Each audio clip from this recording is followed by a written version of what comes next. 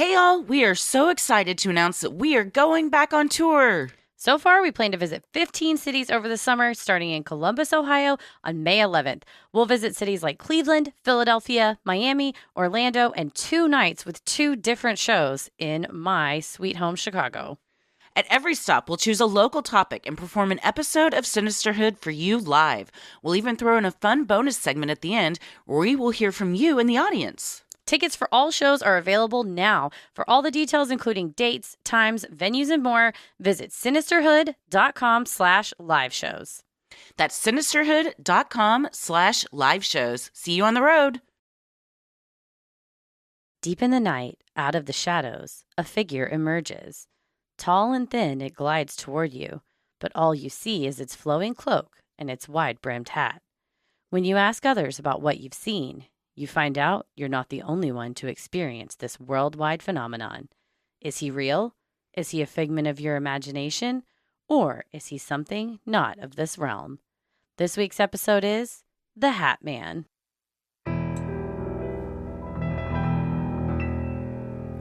A bump in the night, your heart fills with dread. Probably a murderer who wants you dead. It could be a ghost, a demon, or worse. Perhaps you're the victim of a witch's curse. It's hopeless, you're doomed. You'd call a priest if you could. You'd rather just listen to who? Sinisterhood.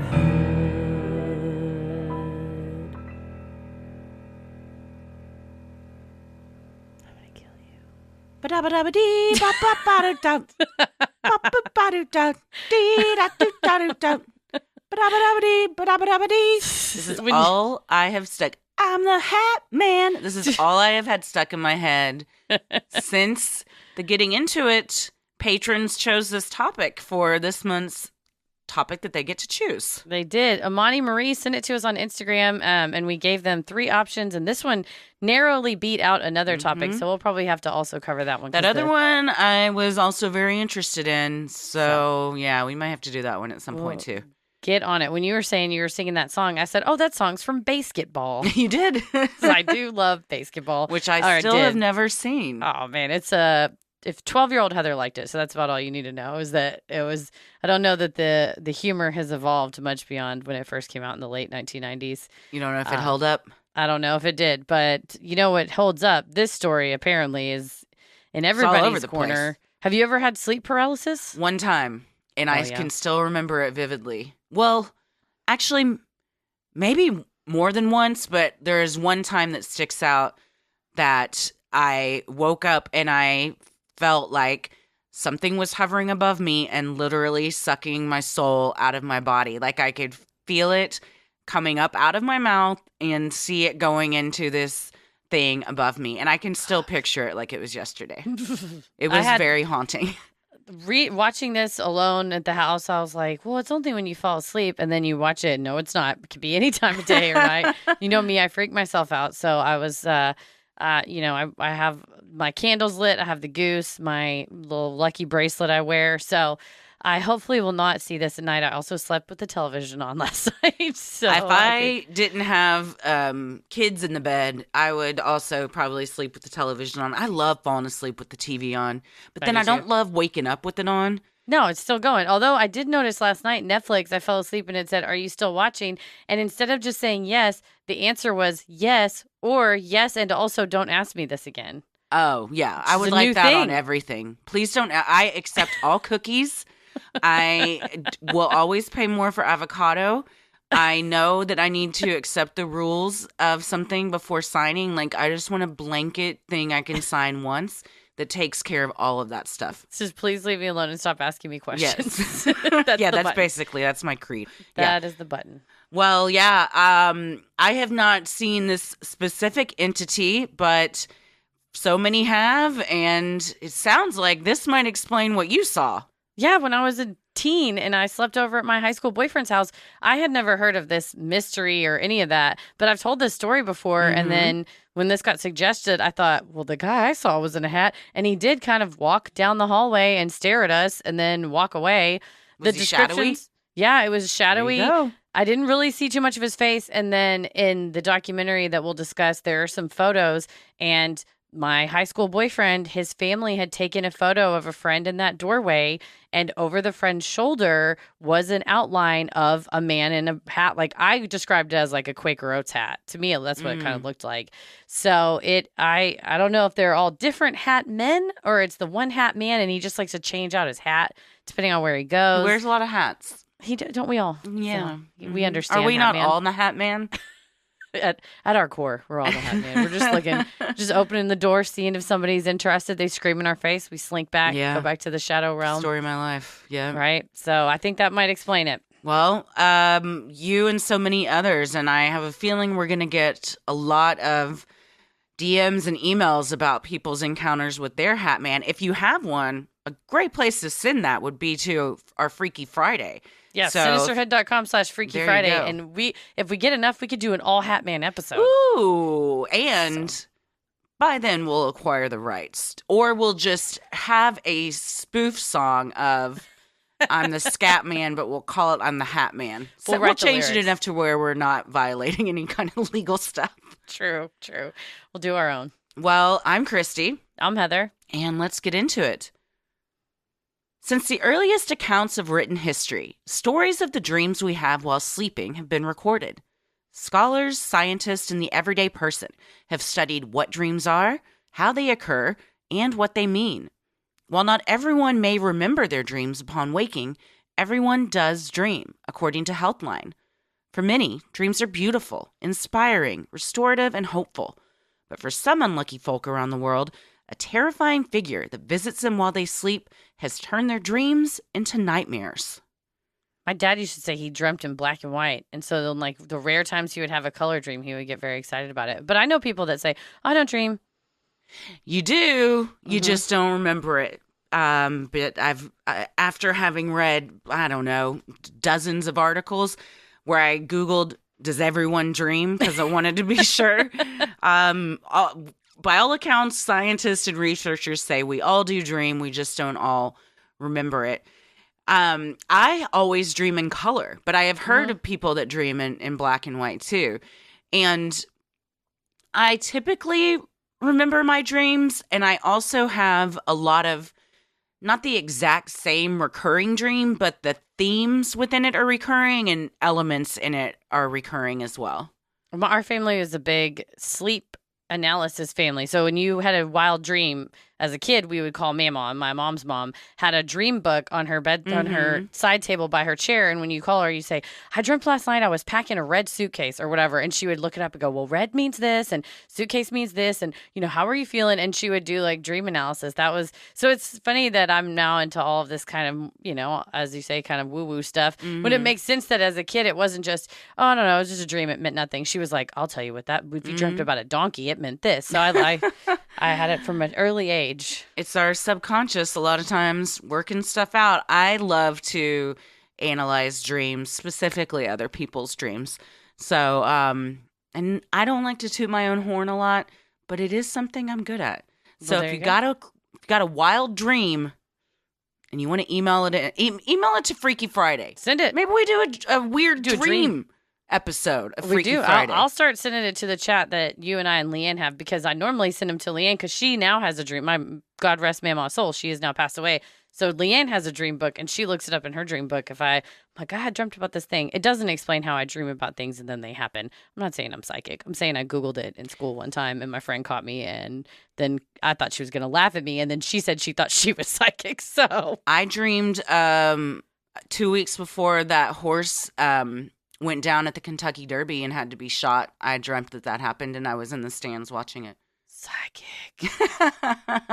There are scientific, I'm using that in quotes, explanations for why stuff like that happens. A lot of people also say you shouldn't use dream books because dreams are personal to each person, and so don't get like so caught up on like it means this because it can mean something different to you. But I Google all the time, like, I dreamt about dirty water, which is a recurring thing I dream about. Gross enough. So I think it helps me like analyze what may be going on in my life that maybe I need to take a look at. Get a couple also, sources. Maybe I just need to visit cleaner lakes.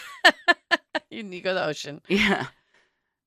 The 2019 documentary The Hat Man documented cases of pure evil, mixes eyewitness accounts with reenactments of terrifying encounters of a figure that has been named the Hat Man. Across all the interviews, some similarities emerged. In every instance, the Hat Man is a black silhouette that slinks into the room. He is exceedingly tall, at least 7 feet, and in some instances, 10 to 12 feet. His outfit stays almost the same from account to account. However, the hat, which he is always wearing, sometimes changes. Most often, the hat has a wide brim. Some describe it as a fedora, others as a cowboy-style hat, a top hat, or even a stovepipe hat. He's often wearing a coat, cloak, or cape. One witness named Steve told documentary filmmakers the shadowy figure in his room resembled the Undertaker from the WWE. Another witness was so disturbed watching the film Babadook that she had to leave the room because the creature in the film so resembled what she had seen lingering in her room at night. There's apparently been a lot of imagery throughout the ages of, or especially in pop culture, that now are utilizing this idea of a kind of Slender Man, but with a hat. It was also in the Haunting on Hill House. There was the Hat Man was in that. You would see him standing in the background in certain shots, and you didn't even really see him unless you were looking for it. And the same in, I think it's the third Poltergeist, where she's drawing when we talked about it in the horror movie curses episode, it's I guess he's the Reverend, but he wears a wide brim hat, and she draws pictures of seeing him. Yeah. Have you seen Babadook? I have not, because it looked too scary. I saw it once. It was a long time ago, and I remember hating the first half and then liking the second half. Interesting. There was a child in it that I found very obnoxious. Okay. And I couldn't get past it for quite a while. But I've only seen it once. But I believe it's a lore. That's what it's based on, is some kind of urban legend and stuff. I have definitely seen The Undertaker from the WWE, and he is scary. He's scary, but awesome. I mean, if you see the Undertaker from the WWE in your room, you might just get, I don't know, pile driver. Yeah. But the Babadook has become an internet sensation, and people love him. Love the Babadook. It's kind of like gritty. So they've embraced the Babadook. Yes, in a positive manner, in a memeified. Good.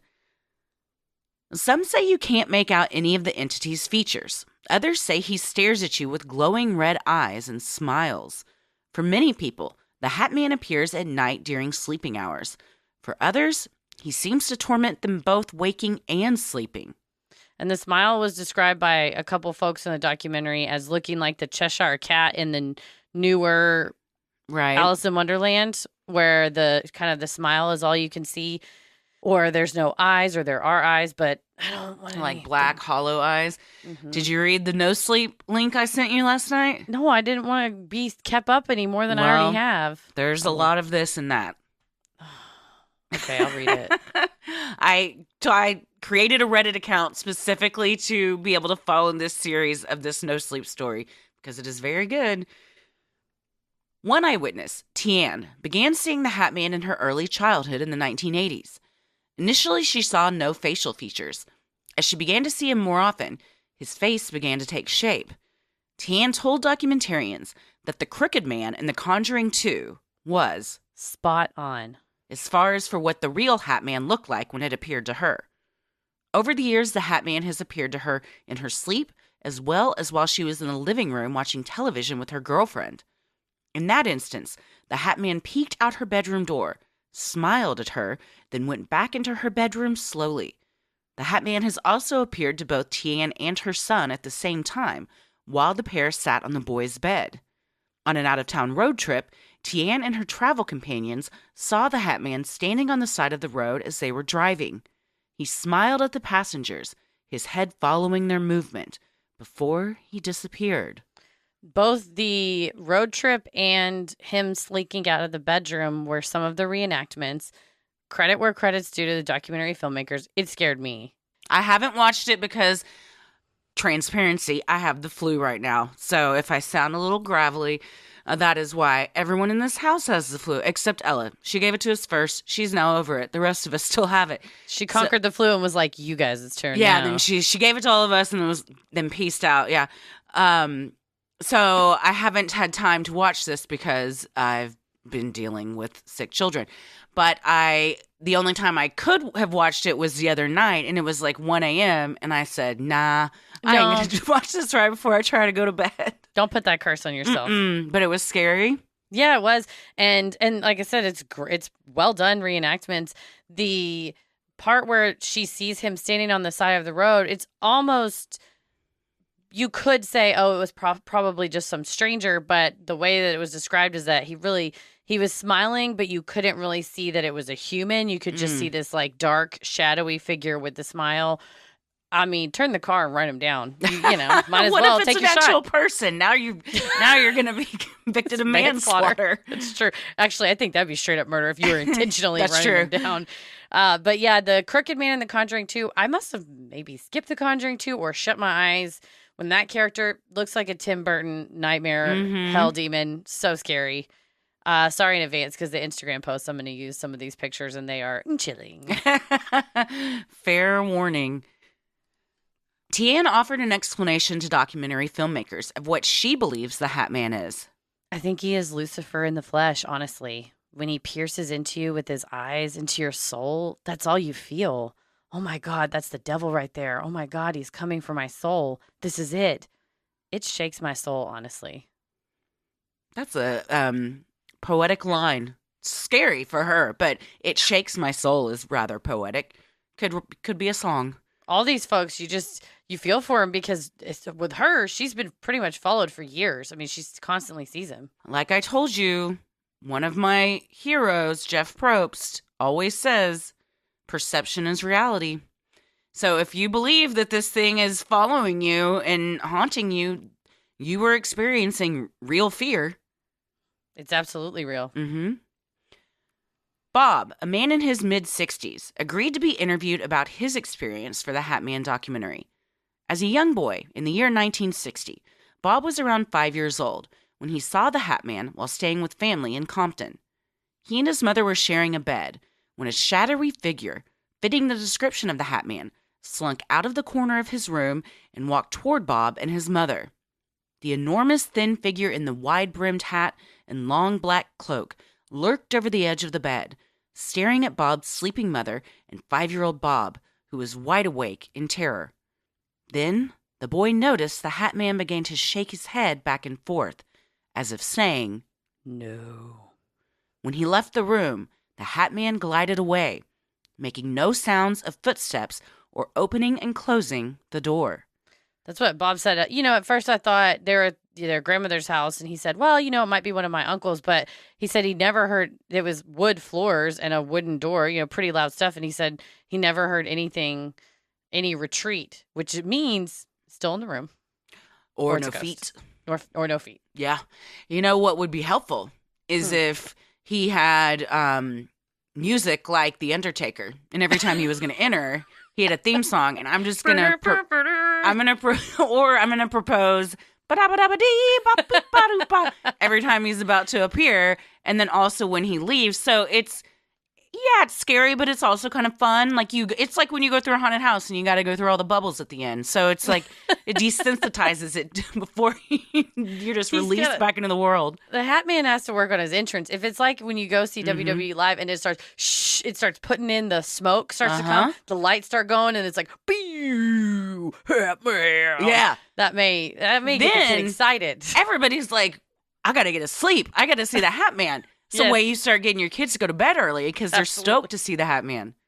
It's all about how you present it. Yeah.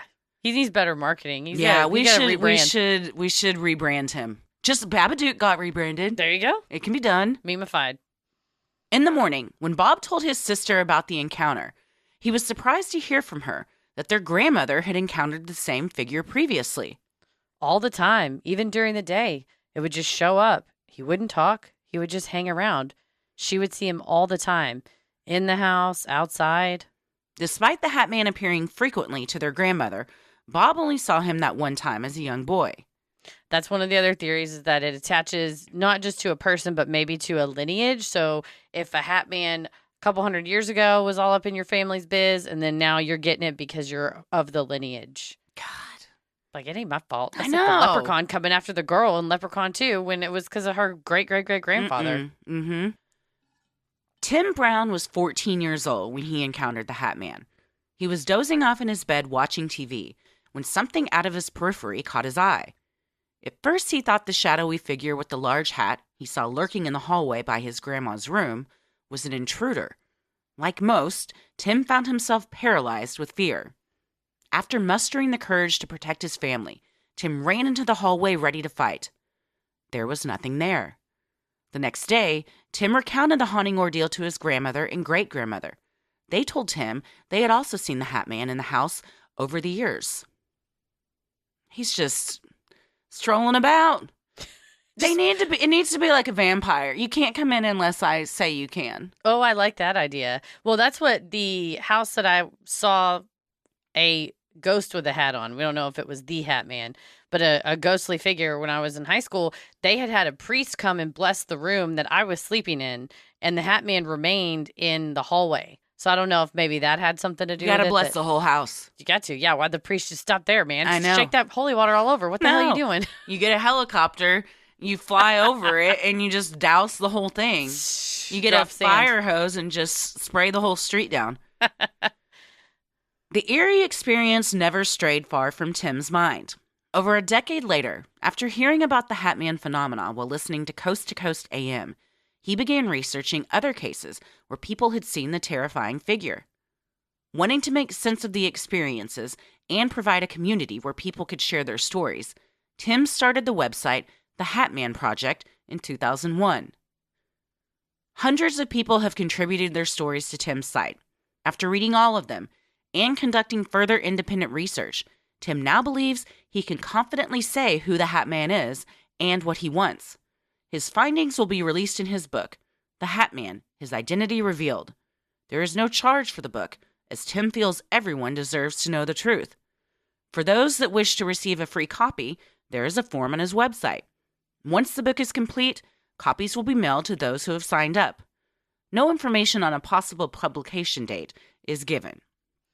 So you just got to give him the email and wait for the day. You know, you got to give yourself an end date for stuff like this, or else you're just going to be writing forever. That's true. We need a deadline. You got to have a date certain deadline. I also wonder, so it's going to be a compendium of all of the people's stories that they've written into him, or simply just, it's one page and it just says his name and address. Yeah, and you like one go get sentence. The Hat Man is, and then it tells us everything we need to know. I hope that it's a legitimate, there's an answer, and it's not a Geraldo opening the vault thing where it's just cobwebs inside. What an old reference. We should have known then that he was trash. He sucks. And that book he wrote, everything about him sucks. Back in the 80s, I was like, oh, okay, he's kind of fun, and he just sucks ass. Yeah, he took a turn downhill. But I do love that to this day, it's 2022, and I haven't forgotten Geraldo. No, the world hasn't forgotten. We all remember that. You jacked us all. Oh, you got us Jimmy all high. Hoffa bullshit. Yeah. Or the Vault of Al Capone or whatever. Oh, was it Al Capone? Something. Yeah, it was one of them. Yeah. Well, there wasn't shit in it, so we don't know what it was. There was nothing in it. Sinisterhood will be right back. Oh, I jumped in the shower the other day and I got my legs slick as a seal. Whew, feels good. I changed my razor head out yesterday. It feels so good. Oh, great. Loving it. Other razors you had to throw the whole thing away, but Athena, I love it. You get the fresh new razor, click right in. It feels amazing. I like that it comes in a little plastic like bag with a little zippy thing on top too, so you can keep them and they're not just laying all over in your drawer in your bathroom. Most everything lays all over my whole bathroom. But Athena Club's razor is designed with a built-in skin guard to help prevent razor burn while being gentle on curves. The razor blade is surrounded by a water-activated serum with shea butter and hyaluronic acid, which is a holy grail for skincare. The best part is the razor kit's only $9 and comes with 2 blade heads, magnetic hook for shower storage, and your choice of handle color. I have midnight blue. I have rose. Plus, you'll never have to worry about running out of refills or being stuck with dull, overused razors. You can choose how often replacement blades are sent to you with free shipping. That means fresh, Ready-to-use razors always arrive right when you need them. Also, you have to try their Cloud Shave Foam. I hadn't used shave foam in so long, but it is a premium experience. It nourishes your skin. I feel silky smooth.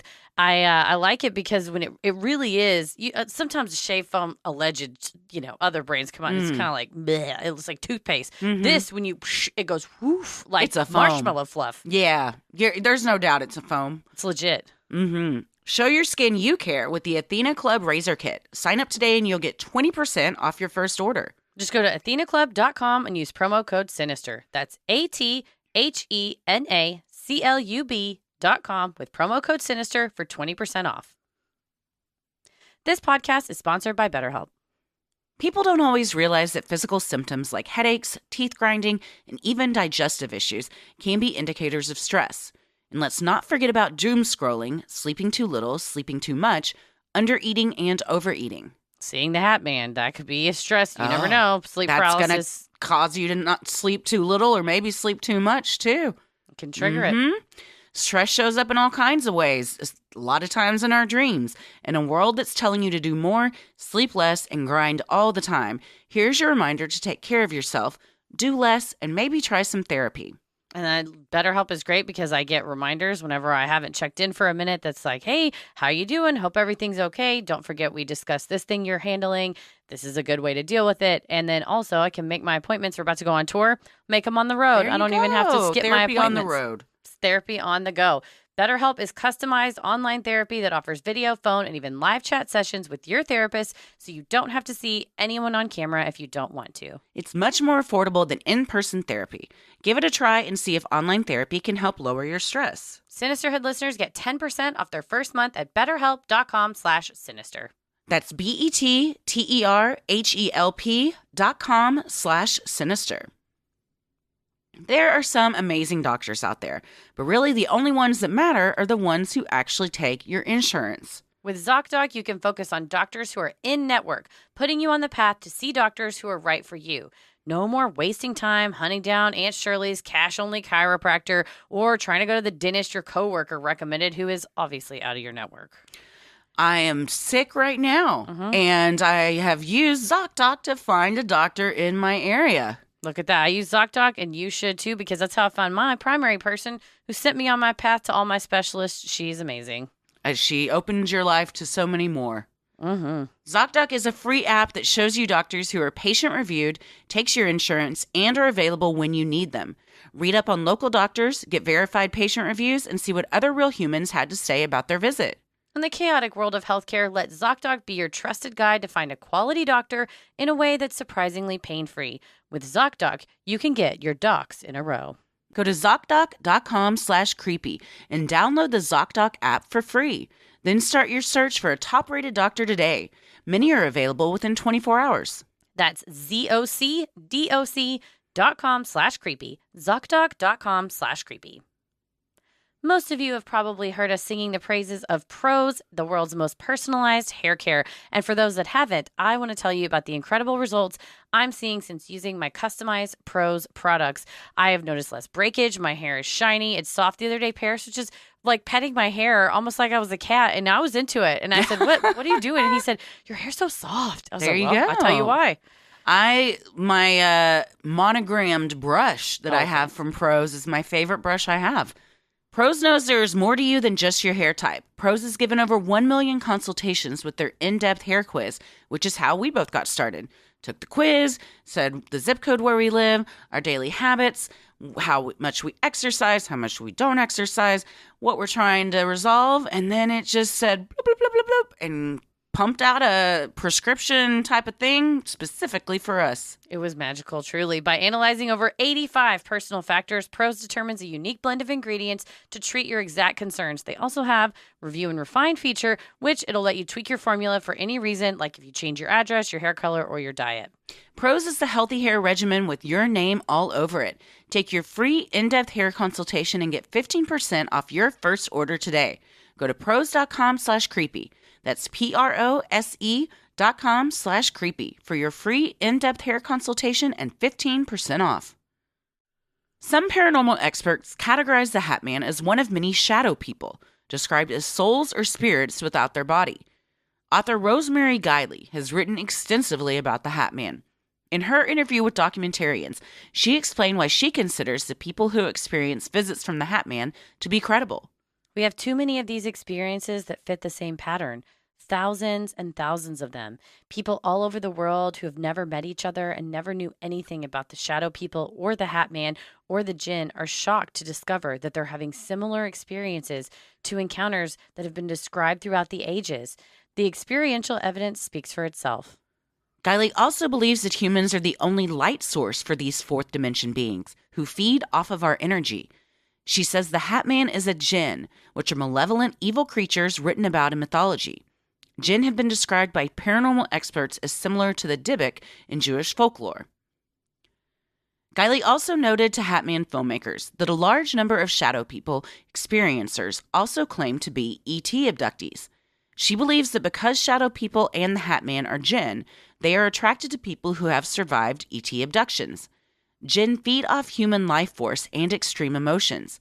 Since abductions are emotionally distressing, the Jinn may be attracted to the people from whom they can absorb the most energy. I mean, it makes sense if you get energy off of people being freaked out, freaking them out yourself as a Hat Man hiding in the corner, or just swooping in after they've been abducted and put back. Riding those coattails. You're riding the coattails. You see the spaceship take off, you sneak right in. It's like an ambulance chaser for the paranormal. Absolutely. A Hat Man is like, hey, you got some energy? And they're like, dude, go get your own. Don't come in and picking up our breadcrumbs. You don't need our sloppy seconds. Come on. He's like, you know what? I saw the Hat Man going in there right after we took off. I bet you did. There is also the belief that the Hat Man may be a harbinger of death. The website Nurse Labs compiled responses from nurses of eerie stories they experienced while on the job. One nurse shared a patient's interaction with the Hat Man. A nice old lady told my CNA she wanted to wear all white. When asked why, the patient said, "The man in black is here." She looked in the corner of the room. The CNA looked, but there was no one there. That's when I came into the room. We asked her to describe what she was seeing, and she said, "He's in all black, and he's got a top hat on." Then she whispered, "And his eyes are red." While her eyes moved across the room directly behind the CNA, like she was watching him move closer to us. The patient died later that night, but it was unexpected. That room creeped me out for a long time after that. I bet that website's got some stories. Oh, man, it was like 52 of the creepiest things people said right before they died. This was only the Hat Man, but that would be a whole nother Freaky Friday episode. And we just talked about that on a previous Freaky Friday of people maybe knowing their when fate. They're going to go or seeing things before, yeah. In 2014, a photo circulated online titled 3 Women and a Hat Man. It shows 3 women in white gathered together in front of a chain-link fence, reportedly on the day of their mother's funeral. Over the top of the center woman's head, there appears to be the outline of the Hat Man. The Paranormal Guide wrote, "There's really not a whole lot of information about this photo, where it was taken, country, state, city, when it was taken, date, or what it was taken on, digital or film, but most people tend to lead toward film in this case. All that seems to be shared is that it was taken the same day as the 3 women's mother's funeral, and that a few days later, one of the women died." That's eerie. But yeah, but let's get some more information. You know, also 3 Women and a Hat Man. Yeah, 3 Women and a Hat Man. First of all, throw a pizza place in it, and you got yourself a sitcom. I love things that are like, this is verifiable. It is 100% true. Do we know when it was taken? No. Do we know where? Also no. Do we know who these people are? No. But all of this is true. I want to know who they are. I'm sure. I mean, it's been shared around the internet. We gotta figure it out because it does not appear to be I altered. have not looked because I was going to wait until we recorded and ask you to screen share with me and show it to me so I could live react. We're going to live react to this. Well, I'll live react to this one and the next one that we're going to discuss too. Oh. Can you zoom in more? I bet you I can. Well, does this photo show 3 women in white in front of a chain link fence? Yes. It also shows what appears to be a silhouette of a dark figure with a hat standing behind them. To me, it looks like a cutout of McGruff the crime dog who has been completely blacked out. It's like this crime dog refused to be identified. I mean, it has the same profile of McGruff. It does. It absolutely does. That was one of the weaker, I would say, parts of the documentary when they said you're going to see the Hat Man everywhere. And there's pretty much, those Crime Watch burglar signs you see in neighborhoods where it's a sneaky, and it's like, there he is. And I said, well, I think that might just be what we have accepted societally as like a 1930s gangster with a fedora hat on. Why does that need to be on the Crime Watch sign? Are you afraid that they're going to start a dice game in your alleyway? Call it in. Who knows? This to me looks very photoshopped. So it doesn't freak me out because I'm not buying this one. But we'll put it in the good. That's it's still fun to look at.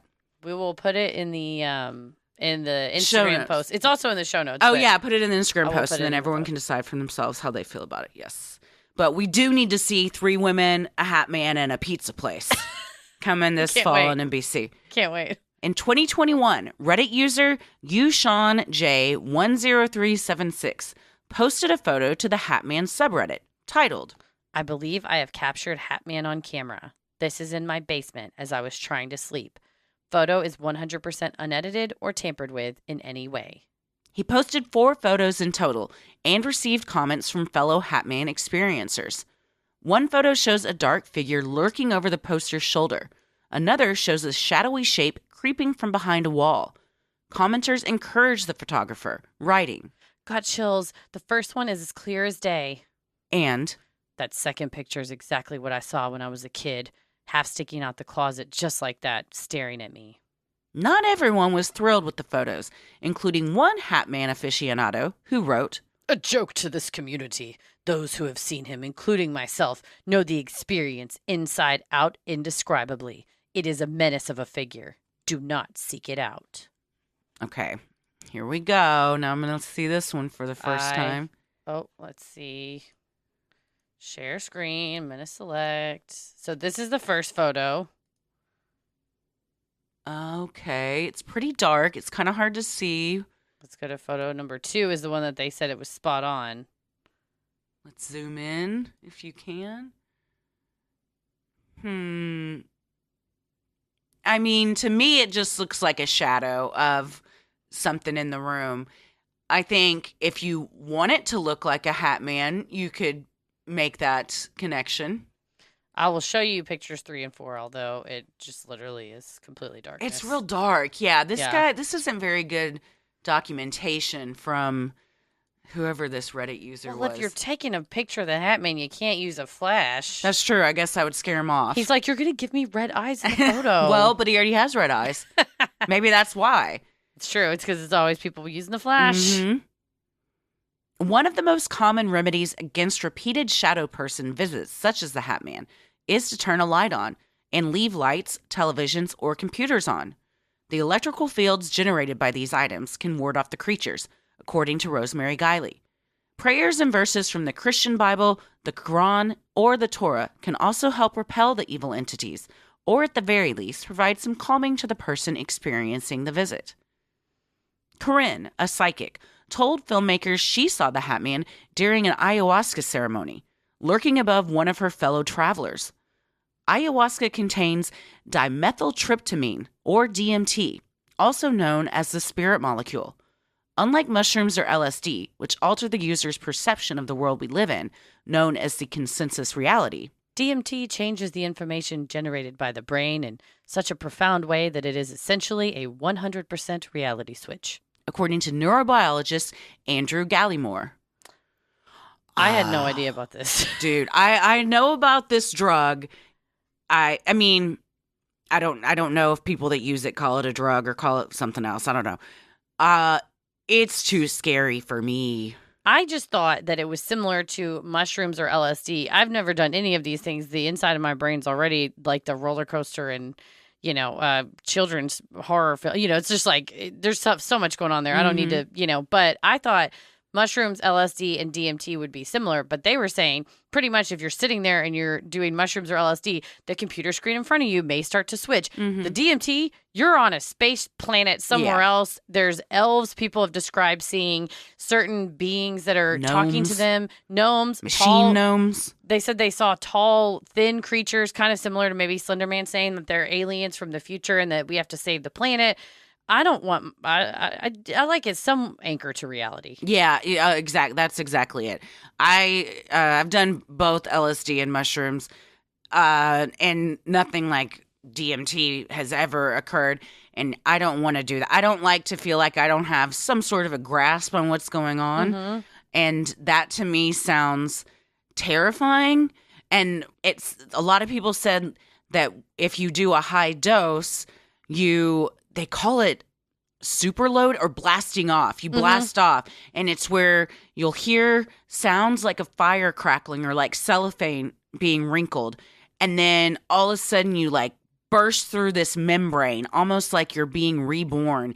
And this is when you have entered into this world that, much like the Hat Man, people that have experienced this describe the same types of stuff. That sounds terrifying. Yeah, and he said, Andrew Gallimore said, it basically, it's a death of the ego. You come out completely different than what you went in as. And I thought, things are all right for me. Yeah. But if I don't you want to come wanted out that- and my kids are like, Mom, who are you? Where'd Mom go? You're like, shit I've seen you wouldn't believe, Right? kid. I was on God. another planet. I blasted off. Gallimore explained to Gaia Media Network that the brain is a world builder that generates information. That information can be broken into two categories: the information that comes from within your brain and the information your brain takes in from the outside world. Gallimore explains the active process our brains undertake when creating internal information and taking in external stimuli. Your brain is an information generator, and your world is built from the information generated by your brain. And this applies in all circumstances, whether you're in normal waking life, when you descend into REM sleep at night when you dream, but also when you have a DMT experience. The idea that one world is real and another world is unreal, the idea that this waking world is real and yet the DMT state is not real, is not really supported. That's a long way to say Jeff Probst's perception is reality. Perception is reality. But yeah, I mean, it's what it sounds like. It's the same thing like my therapist has told me about, because when I am very anxious, I'll catastrophize and I'll have all these horrible thoughts in my head and act out like these terrifying scenarios. And you send yourself into a state of panic because, like he explained, your brain doesn't know you're not really experiencing that.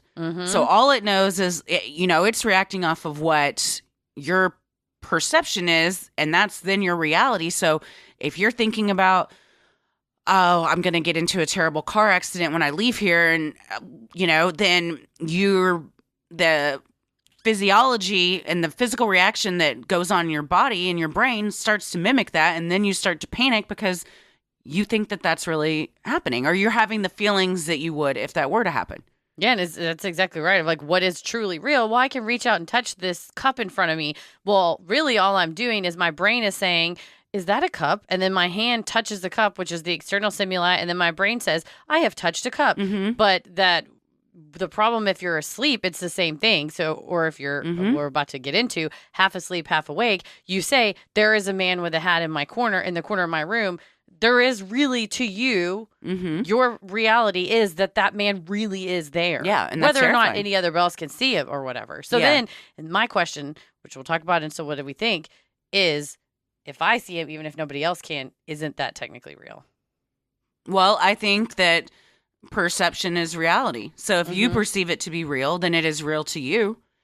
And then you are experiencing the emotions and stuff that they're very real to you. Yeah. That's how I feel about a lot of paranormal stuff. While I might not believe that someone saw a ghost, if they believe it, then they think it's real. So if it's real to them, that's really all that matters. True. And I think if you see or experience someone and someone said, no, you didn't, then it doesn't matter. That external opinion is irrelevant to you because you were the one that firsthand experienced it. Yeah, it's the same thing with nobody's opinion about what you do should matter for anything. If it's real to you and it makes you happy, then live your life. It's my Zen book, the Jeff Bridges Zen book, where they talk about it's just like your opinion, man. You just let it roll off. You like the dude. In the late 20th century, a biological explanation for these nightmarish episodes was introduced: sleep paralysis. Essentially, sleep paralysis occurs when we wake up before we've stopped dreaming, according to Quartz News. While dreams can happen any time during sleep, our most vivid and intense dreams occur during the REM phase, according to WebMD. To prevent us from acting out our dreams and potentially hurting ourselves, our brains put us into a paralyzed state during REM sleep. If we happen to wake up during the REM cycle, we may find ourselves in our bed, awake, but completely unable to move. And you and I were talking about Mike Birbiglia's Sleepwalk with Me, the movie, and then also his one-man show and his book where he talks about having REM behavior disorder and actually acting his dreams out, climbing on dressers, there's Dateline episodes where this is a common occurrence, not common, but a thing that has happened where people act out their dreams, whether they get up and drive a car or hurt somebody in the house with them.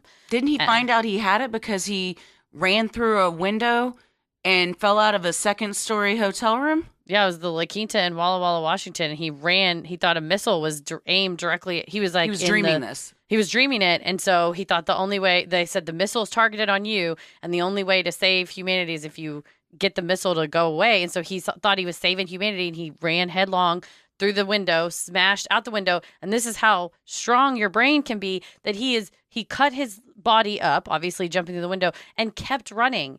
And After it wasn't dropping 2 stories. 2 stories, he jumped up and kept running to get rid of the missile. And as he was running, he started to wake up and then looked down and was bleeding, and then ended up, going to the hospital. And they said, a couple centimeters over you would have cut your femoral artery and you would have bled out on the way here. And that's when before that, he had a couple more instances. Like I said, he climbed up on a dresser or, stood up on tables while he was sleeping, which is dangerous, but not really quite to that extent. Not to that level. Now he takes medication. He was saying too that he would go do a stand-up show, eat a bunch of pizza, watch TV, be on his phone, reading a book, read a magazine. So a lot of stimulation, and then just pass out. And then these events would occur. But now he has a really strict sleep hygiene. He eats very, I don't know if he's a vegan, but I know he's turned his diet around a lot because that helps. And then has to sleep in a sleeping bag, essentially, yeah. But they also had to put mittens on him because he could even dream, oh, I'm in a sleeping bag, I'm camping, I need to get up,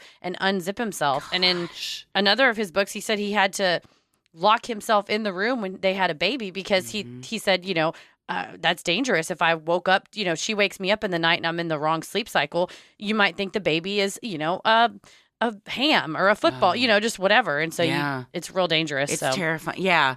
Sleep disorders are terrifying. Oh, yeah. I mean, there's a lot of them. A lot of them aren't that uncommon. And it's because you're not completely conscious and you don't know what's happening. That's terrifying to think well, I'm going to try to go to sleep. Hope I don't jump out a window while I'm just knocked out for the next 8 hours. And we'll see as we talk about the effect fear has on your brain. When I suffered from a lot of night terrors, it was almost self-fulfilling that I would get so much anxiety about having a night terror that I definitely would have one. And wasn't that when you were going through law school too? It was it was when I was studying for the LSAT trying to get into law school. Research shows that students are much more prone to them because of a poor sleep schedule and stress. I was working full-time, going to school full-time, and staying up late studying for the LSAT. So I was burning the candle at both ends. Yeah. Sleep paralysis is a common problem, occurring in about 8% of people, according to the National Library of Medicine. Common experiences during sleep paralysis include hypnagogic hallucinations. According to Science Direct, these types of hallucinations are vivid visual, auditory, tactile, or even kinetic perceptions that, like sleep paralysis, occur during the transitions between wakefulness and REM sleep. Hallucinations reported often include spiders and insects crawling on the walls, feelings of suffocation, and human-shaped shadowy figures lurking in the room and near the bed. Feelings of intense fear and anxiety are also reported. Terrifying. Absolutely. I've heard friends, family members, people saying that they jump up in the night and say, "Oh my gosh, there's a spider. Oh my gosh, there's a snake. Oh, there's bugs in the bed or whatever." I've never had that. I've had seeing figures lurking and definitely had that feeling of suffocation because I don't know if, when you're stuck trying to wake up, but your body's not moving. You're like trying to get your breath.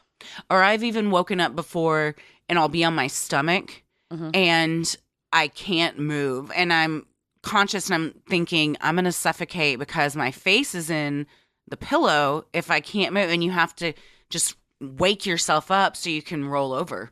Yeah, and just tell yourself, it's okay. It's not real. While these terrifying images are hallucinations, Alon Avedon, a professor of neurology at UCLA and the director of the UCLA Sleep Disorder Center, told Quartz News. What they're seeing is very real to them, and they're reacting to the image in a way that seems to be very similar across individuals, across cultures, and across geographies. Shelley Adler, author of Sleep Paralysis, Nightmares, Nocebos, and the Mind-Body Connection, agrees that the Hat Man is a terrifying side effect of a common sleep disorder. The experience is termed sleep paralysis. An individual in the process of falling asleep or awakening finds themselves completely awake, but unable to move or speak. Frequently, they see a shadowy or indistinct shape approaching and becoming increasingly terrified. Adler continues. The entity has stalked human beings throughout history, not merely within a particular society or during a specific time. The appearance of the figures that people saw in these frightening episodes, if they saw anything at all, varied across culture, but the fear was always the same. Dr. Bilal Jalal, a researcher at Harvard University and visiting researcher at Cambridge University, has studied sleep paralysis and its accompanying hallucinations. Though there are several hypotheses on what causes seeing shadowy figures during sleep paralysis, in his 2018 article on the subject, Dr. Jalal put forth his theory is that the phenomenon relates to serotonin 2A receptors, which are important for mediating the emotion of fear. During an instance of sleep paralysis, when the body is shutting off the part of the brain responsible for REM sleep, there is an instance of serotonin overactivity in the brain of the paralyzed sleeper. Hallucinations caused by an increase in serotonin can mimic the effects of being on LSD and mushrooms, as well as cause the paralyzed sleeper to ascribe meaning to otherwise meaningless shapes and objects. So it's one of those things where it really is real because you're having this flood in your head of serotonin 2A, your serotonin, and the receptors are perceiving it, and you have a mushroom LSD-like experience where you think, I'm being held down, someone's on top of me, they're sucking the breath out of me. Yeah, and even if no one is physically actually on top of you, that feeling that it's happening is very real to you and terrifying. Absolutely. It's totally real. And I think that this is, I love Dr. Jalal's studies because I don't think you say, oh, there's nothing there, you're making this up. It is, you're going through something that is physiologically very real. Like, to me, it confirms something that's going on. If you think about the DMT experiences, maybe there's another realm and we're seeing between them. Who knows? Who knows what's going on? I'm not going to find out because I'm not doing that one. No. According to Dr. Jalal, societal notions surrounding sleep paralysis may also create a self-fulfilling instance of fear. If one's culture attributes sleep paralysis to pernicious supernatural forces, for example, a demonic attack, such underlying fear could be enhanced due to further amygdaloid serotonin release. In other words, if a paralyzed sleeper is predisposed to presume the shadow in the corner is a specific monster, they are more likely to hallucinate that monster. This causes more fear, which causes more serotonin to release and triggers an even greater feeling of fear. In countries like Denmark, where residents perceive sleep paralysis as simply a physiological oddity, sufferers reported less fear and fewer instances than in Egypt, where those with sleep paralysis interpreted the experience as a supernatural attack, according to Dr. Jalal. Yeah, it really is perception is reality, like you said, where they put, the probes on you, they test you, and when you believe it, it makes it worse, which makes you believe it more, which makes it even worse. It's a vicious cycle. But this is, again, why we need to rebrand the Hat Man. Because then WWE it's like in music. Denmark, if you're not scared of what you're going to see, then it's going to happen less because it's a self-fulfilling prophecy. And I wonder, too, if that's why, Rosemary Guiley said praying or reading scripture or holding a holy object, it makes you feel better. Is it because it's truly an evil thing that you're warding off, or because prayer and holy objects are sources of comfort, and the source of comfort would then decrease the serotonin flood in your brain and then cause it to truly would go away? You would stop hallucinating because you have a lesser amount in your brain. Yeah, it's the same with listening to like meditation apps before you go to sleep, or like Calm and Headspace, all those things. It kind of tells you stories that lull you into a sleep. Anything that's going to put you in a more peaceful state of mind and be in calm going into sleep, I think is always helpful. A teddy bear, having somebody next to you, having a, favorite TV show on. Your routine, like good sleep hygiene is very important. Like having a routine. This is what you do every night. This is, shutting off screens and stuff and calming your mind before you're ready to go to sleep. Like, I am terrible about it, so I can't judge anyone, but I know it's something I need to really work on because it would help my sleep 1,000%. I always do sleep better when I'm not falling asleep online shopping and buying things that I don't remember I bought. It's a very dangerous game. When I actually have my Kindle separately on my iPad, and I don't have any like shopping apps or anything on there, and I just set my Kindle to full screen, as dark as it will go without hurting my eyes, and then read either a calming book or a funny book or something that is, I feel like I get way better sleep when I do that versus when I let the TV play all night because I'm afraid the Hat Man's going to come get me. There's too much stimuli. Corinne Pertil, a reporter for Quartz News, asked psychology professor Christopher French why he thinks a figure like the Hat Man has been reported by so many different people. French, who teaches at Goldsmiths University of London, agreed with Dr. Jalal, saying that pop culture and other societal influences may be responsible. When I sat and thought about the Hat Man, the thing that came to my mind was Freddy Krueger. This notion that you can be attacked when you're asleep, that's when you're most vulnerable. And of course, Krueger wears a hat. Indeed, a Hat Man-esque figure has been described by numerous cultures throughout history. Ancient art from Babylon depicts an ominous spirit wearing a pointed hat that would haunt unsuspecting sleepers. People in Japan and Newfoundland have reported seeing similar entities, according to Quartz News. Yeah, I mean, Wes Craven, based that all. It's not like Freddy Krueger is the first thing that haunts your dreams wearing a hat. It's right. A long time thing. So it definitely makes sense, though, that if there's an increase in people interested in that, like, say, the Nightmare on Elm Street movies come out, you have more people. Or I think in this case, we have a confluence of events where people now know about the Hat Man because of the internet. So are they now more predisposed to seeing a shadow, ascribing meaning to the shadow and going, it's him, he's coming, and then you scare yourself. And then also being on your phone late, stimulating your brain, then causes you not to have as restful of a sleep. And then you're going to get, so it's kind of this becomes this cycle. In my research for this, I ran across a fact about when Betty and Barney Hill, it's a famous alien abduction story. But they were kind of the first people to claim that they had been abducted by aliens after they reported that there were 2,500 reports that came in very soon after that. And again, it's like, well, did it really happen? Or are people like, oh, this is a thing that we're talking about now? Okay, cool. Well, I'm gonna say it too. Also, the Betty and Barney thing, a lot of it has been attributed to that they watched a TV show recently about aliens and they were sleep deprived when they were driving back from where they were going, and they couldn't account for like the past 2 hours of their road trip. But because they were so sleep deprived and had also recently watched an episode that involved aliens, and Betty Hill was known for she was kind of like really into aliens and abductions. It all kind of went from there. But to your point, are these things really happening more, or is it just people are more disposed to interpret something differently because they've now heard this story? And ascribe an interaction that you may previously have said, oh, that was an alien, but now you are aware of the Hat Man, you say, oh, it was the Hat Man. I got a book in Marfa at El Cosmico in the gift shop that was about the evolution of UFO, like ufology and folklore, and it sort of tries to separate fact from reality and say, these are the actual government archives that say these are the type of things we saw in the sky. And these are things like what you said. There was a television show, and after that, we saw these 5 books came out, or this book came out, and then suddenly these TV shows came out using the same elements from this where that's how it basically tries to trace how the folklore evolved. And I think the same with the Hat Man of it didn't come out of nowhere. The internet, the modern last 15, 20 years of the internet didn't just invent this. And Wes Craven didn't invent it. No, I mean, you can see hieroglyphics of in ancient Babylonia where there are these figures carved into stone that are wearing these pointed hats while people sleep.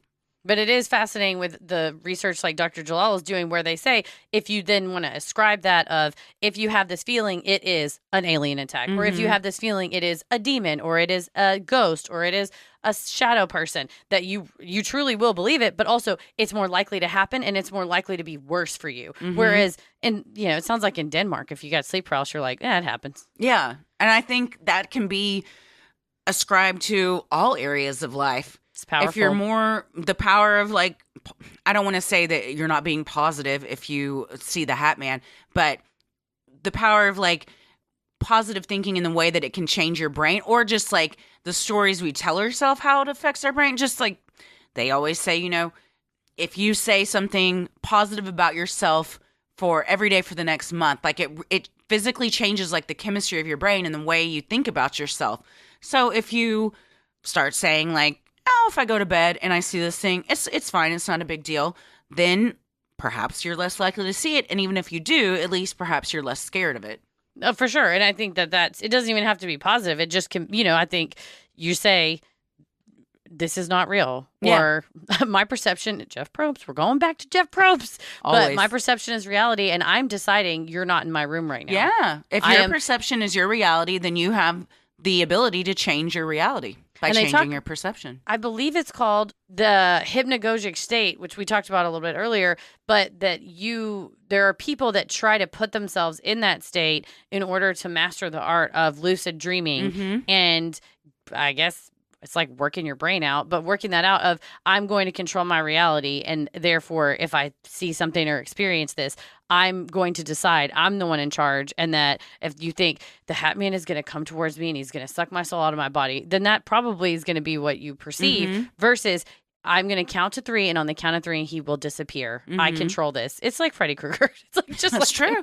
Yeah, I mean, at the end when she's like, "You're nothing." It's mind over matter. Yeah, I lucid dream more often than I don't. Most of the time, I am aware I'm dreaming, even if wild as fuck stuff is going on, which is usually the case. But I will consciously know in the dream, I can all of a sudden just decide that I want to put on an invisibility cloak and go into this room and see what these people are doing.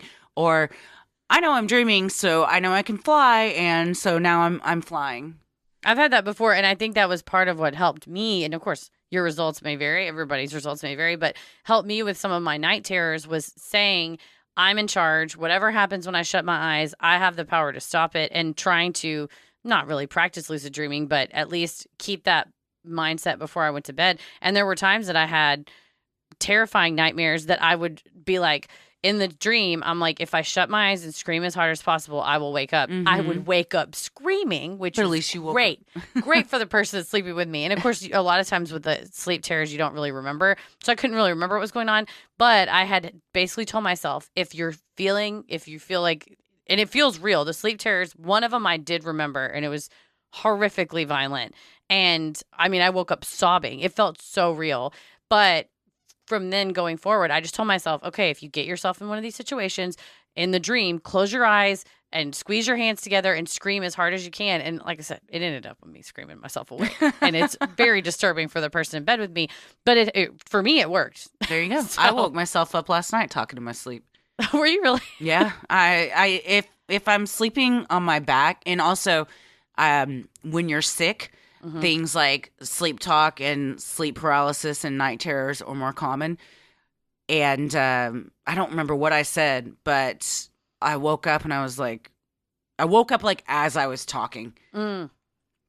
Research shows that factors such as stress, not getting enough sleep, caffeine, and alcohol can contribute to sleep paralysis. Studies show that students and employees with night shifts are more likely to be afflicted. A website devoted to sleep education stresses that while typically sleep paralysis is not serious, albeit possibly terrifying, you should speak with a medical professional if you find it is affecting your day-to-day activities and if you suffer from other sleep or psychiatric disorders. And that's what I did when I started having them in undergrad or right as I was graduating. I made a doctor's appointment and said, what's going on? How do I stop this? They gave me, Ambien, which I did not like how it made me feel. But they also, in addition to that, said, let's coach you through your sleep hygiene. Let's talk about this. We'll have follow-up visits. So I'm not saying just decide you're going to shut your eyes and scream yourself awake. Definitely see some sort of a professional. Though science indicates that the Hat Man may be nothing more than a figment of our imagination, that doesn't make him any less terrifying to those that have encountered the shadowy creeper. To increase your odds of avoiding him, get plenty of rest, practice self-care, and, if all else fails, try sleeping with the lights on. If you still find yourself plagued by the inky ghoul, know that you are not alone. Unfortunately, there are thousands out there that know exactly the terror you have experienced. Is this comforting? Perhaps. Is it a chilling phenomenon sure to keep you up at night? Absolutely. So what do we think? I think if you think it's real and ascribe meaning to it, then it absolutely is real, and your body will respond in the fact that it's real. You feel as if it's real. Yeah. Because even if someone is not physically holding you down, if you feel like they are, then you're experiencing real panic and fear. Yes. I mean, and it's legitimate panic and fear, that it's not, oh, you're just making it up. It really, I mean, it's almost like, what is it, psychosomatic or something, or like what your therapist said. If you're envisioning that something horrific is happening to you, your body is basically responding as if that thing did happen. It's like any panic attack. I mean, in people that experience those, a lot of times are told, like, to find something to ground yourself, tell yourself, this is not really happening. I am sitting in my room right now. I'm sitting in my chair. I'm at my desk. My feet are on the floor. I'm perfectly safe. So, just something to like literally ground yourself and kind of get you out of it. Absolutely. And I think that's, like you said, self-care, a lot of positivity, mindfulness. Mindfulness is better, I think. Yeah. Because it's not, I don't think anybody's being negative, but it's if you get yourself worked up because it is so scary that you then are worried about going to sleep because you're going to see it, you kind of have this self-fulfilling prophecy. If you think that you're going to bomb a speech that you have to give, then you're probably going to bomb that speech. That's true. Tommy gave us that book, or told us to read that book, The Inner Game of Tennis? That it was all about a lot of visualization and trying to control your perception and things like that. So I think, I like the way that the society is moving towards kind of living an examined life of, meditation is becoming more vogue, and journaling and gratitude journaling and things like that maybe 50 years ago would be like, all right, no, just get over it. Just deal with your stuff. Well, it looks like a demon's probably trying to kill you. And you're like, fuck. But now it's like, well, no, it's probably can be attributed to a biological thing. And if you do these things, hopefully you don't have to suffer as much. So I think things have come a long way. They have come a long way. But if it makes you feel better to have a religious artifact, say a prayer, have somebody bless the room. If they're blessing the room while they're there, get him to do the whole house. Otherwise, he's wandering in the damn hallway. Let me tell you. Get the most bang for your buck. Yeah, if he's there, it's it's like they're coming out to paint one room. Just have him paint the whole house. Just do the whole house. But that again, then that really is true, because it really does make you feel better, and therefore it really will get rid of the old Hat Man. There you go. There you go. Well, ba-da-ba-da-ba-dee. Sorry, Hat Man. What'd you say? I said ba-ba-ba-da-ba. Yes. We love providing Sinisterhood to you at no cost. So if you like what you hear, consider supporting the show by donating to our Patreon. We're a small operation, creating the show for you by researching, writing, recording, and producing it ourselves. Any amount is sincerely appreciated and helps offset the cost of making and hosting the show. As a thank you, you'll also get some sweet perks like ad-free episodes, a Sinisterhood sticker, membership to our exclusive Patreon Facebook group for those enrolling the airwaves and getting into it tiers, a special shout-out on the show, a monthly bonus minisode, which for the month of April will be an update on the Sherry Papini case, and patron-exclusive video and audio content, including Am I the Asshole?, relationship advice, Sinister, Judge Christie, What a Drama, True Crime Headlines, and so much more. And patrons in our Getting Into It tier are able to vote on a bonus content segment each month that we perform live on our Crowdcast. They're also able to vote on an episode we release on the main feed, and you're listening to the one they chose right now. Thanks, Getting Into It, friends. You also have the fun perk of access to our Discord server, where you can connect with other fans in real time and discuss the latest in true crime, share personal ghost stories, or just post adorable pictures of your pets. We hop on occasionally, and we host monthly Q&As on Crowdcast, where you can ask us all your burning questions. For patrons not in the U.S., you have the option to pay in pounds or euros, saving you the cost of the conversion fee. Annual memberships for all tiers are also now available, and those that select this option will be rewarded with a free month of membership. For more details on all of this and specific member tiers, visit Sinisterhood.com and click Patreon on the top banner. And make sure you stick around after our sign-offs to hear your shout-out. So many of you have been tagging us in pictures of you sporting your sweet Sinisterhood merch. Keep those pictures coming. And if you want to get some cool Sinisterhood swag like t-shirts, mugs, totes, and even clothes for your kiddos, visit Sinisterhood.com and click on Shop in the top banner. We'll also be having our new tour shirt coming out soon, so check for that. And also, for information on tour and to get tickets, go to Sinisterhood.com/live shows. The best thing you can do to help us grow is like, review, and subscribe on Apple Podcasts, Spotify, or wherever you listen to your podcast. And please tell a friend who you think would like us to check us out. It means so much to us and really helps podcasts like us get more exposure. You can follow us on Instagram and Twitter at SinisterhoodPod and like us on Facebook at Sinisterhood. And we're also on YouTube and TikTok. Christy? All over the place. I am on Instagram at Christy M. Wallace, and I am on Twitter and TikTok at Christy or GTFO. Heather? I am on Twitter at MCK versus the world and on TikTok and Instagram at Heather versus the world. As always, the devil rules the airwaves. Keep it creepy.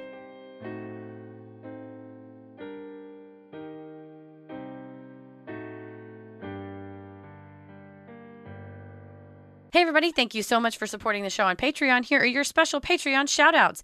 Emily, Tiana, Angula, Izzy Manal, Molly Nugent, Maddie Nace, Morgan Hancock, Liz L, Samantha Campbell, Jaime Bork, Mary Heron, Kaz, Jennifer Teo, Jessica Leanne Young, Jenna Drysdale, Maddie Hodgetts, Lisa Perry, Justina Dissinger, Sophia, Selena Hornblow, Tasia Blake, Cordy K, Aaron Altenhoff Long, Rita, Leah Houghton, Ellen Solner, Jennifer Ferguson, Leslie Rihanna 99, Alicia, Ashley Barnes, Kylie H.T., Carrie Gabriel, Kayla Geddes, Christian Ossenfort, Jacqueline Dowdy, Hannah Quayle, Dawn P., Jillian Shatesel, Aaron Maxwell, Jessica Iotti, Spinster, Kylie Sheridan, Jessica, Audrey Corcoran, Nicole Soto, Myray P.,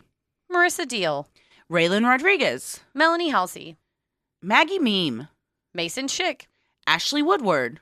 Brooke Bafus.